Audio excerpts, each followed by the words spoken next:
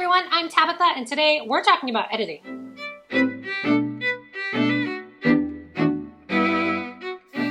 Way back in January of 2019, the first video I ever did for this channel was a video about editing.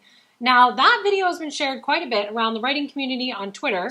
It's received some good comments here and on Twitter, but honestly, if I go back and watch it, the video quality is not the best. The content was good, but my lighting wasn't as good. I hadn't hired an editor. Things were just not as good as they could be. So today, in honor of so many people out there doing National Novel Writing Month and finishing their novels in November, I'm going to give you my top 5 tips for editing as a way of sort of rehashing that video.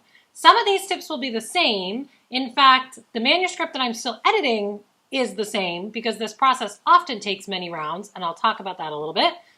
But these tips are mine, and this is the way that I do first round edits immediately after a draft is finished.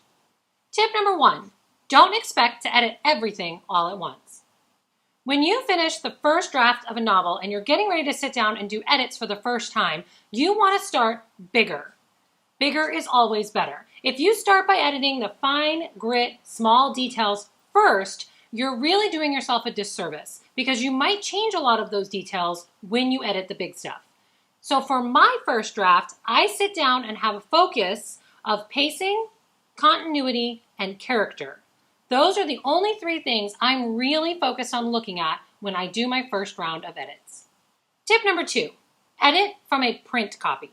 My print copies that I order them online from a local print shop so they come bound. I found this is the best way to do it to avoid missing important pages later.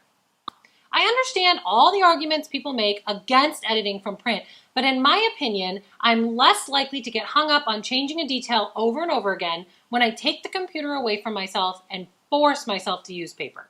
Another argument for print copies, sometimes I make changes or suggestions that I may end up not liking. Editing from a print copy forces me to look at that decision or change twice, once when I write it and once when I go type it into the computer. Tip number 3, edit like a reader. When you sit down to do this first round of edits, you're going to need the proper tools.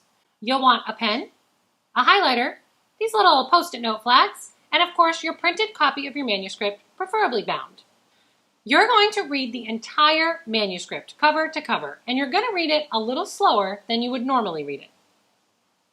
Remember, while you're reading, we are focusing only on whatever our focus was. So on our first read, we're focusing on big picture things. My first read, I focus on pacing, continuity, and character. In other words, I'm not reading for grammar.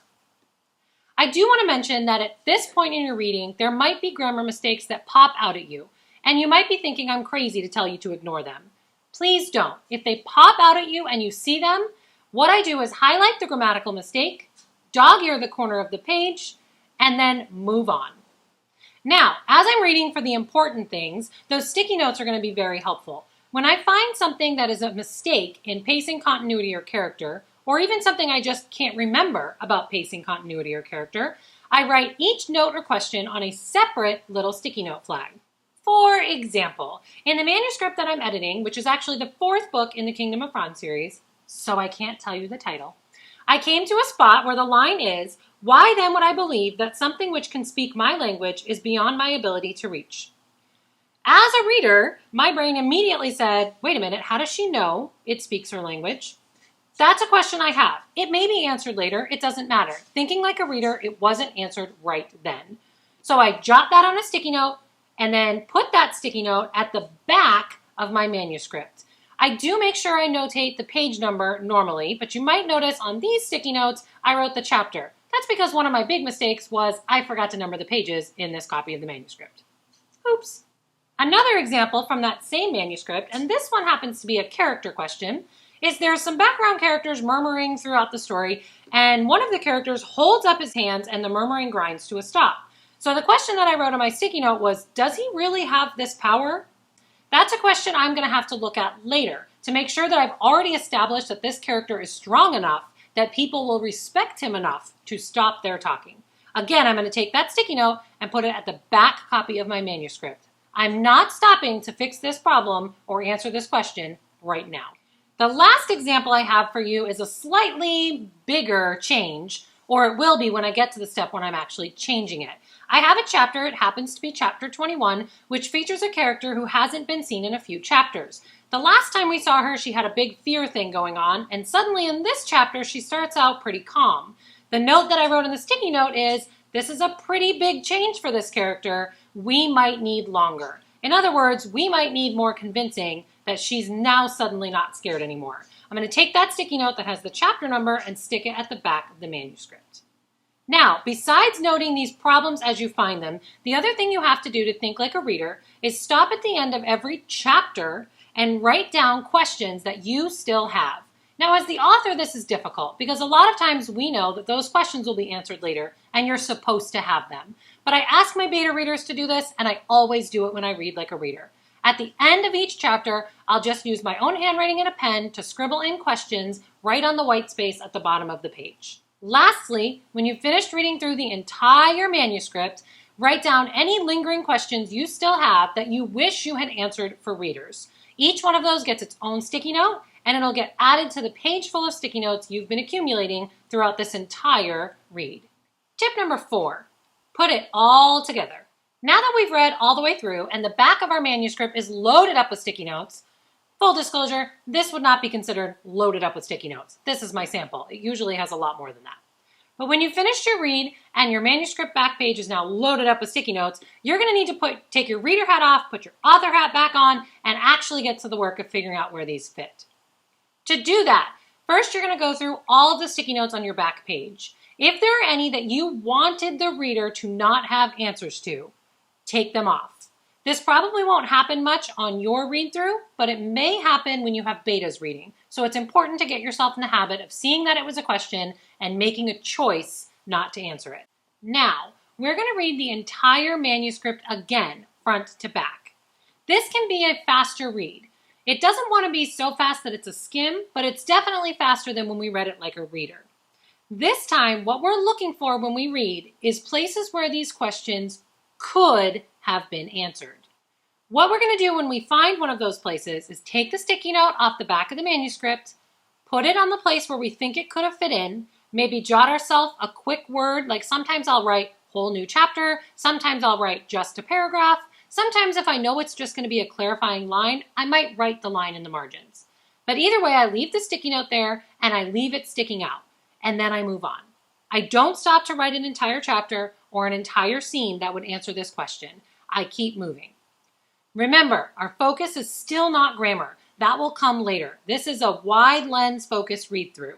If you find a grammatical mistake, highlight, dog-ear the page, and keep going.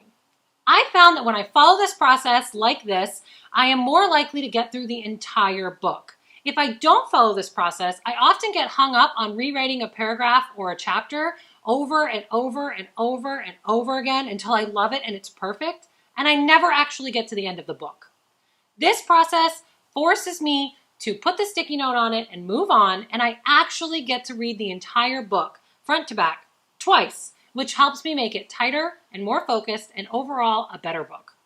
Tip number 5, make the changes last. Now that you've read through your manuscript twice, you've made helpful sticky notes, and you've put the helpful sticky notes where they go, it's actually time to sit down and write those scenes, lines, or chapters. After all, the manuscript still looks exactly the same as it did before you started. You're going to flip to each sticky note or dog-eared page one at a time, read the page that comes before it, write the scene, line, or chapter that would address the question that you said you had, and then move on. If I have entire new chapters that I've added, I will redo this editing process with the chapter before, the new chapter, and the chapter after. If, like happened with me in the Fran Book 4, you make so many changes that it might as well be a new story, I reprint a manuscript and start all over again with this entire process. That actually happened to me because we've added 2 full story arcs, which amounted to 8 brand new chapters in this book, which is why I'm still working on the same one I was working on this original video back in January.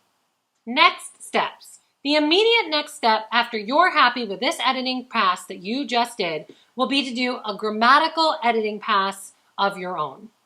This is going to be a quick check you do for grammar. And if you were able to ignore grammar on your editing pass, you might have a lot of work ahead of you here.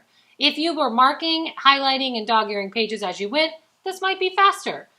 The professional grammatical edit will come later. This is just you doing a quick grammatical check before you send it to betas. After that, you're ready to find yourself beta readers.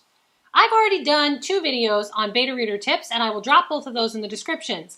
But this is a hot topic that a lot of people have questions about. So in January, I'm going to be dropping a brand new video with my tips for beta readers. So if you have questions either about beta reading or about an author working with betas, please drop them in the comments and I will make sure to address your questions in January's beta reading video. Okay, that's it for me and my video with 5 tips you can use on your first round of edits. Don't forget to share this video with any friends or authors who may also need editing advice. Drop a comment so I know when you're here. Hit subscribe. Tap that little bell so you know when I'm back. Keep plotting the path to your dreams, and I will see you next time. Bye!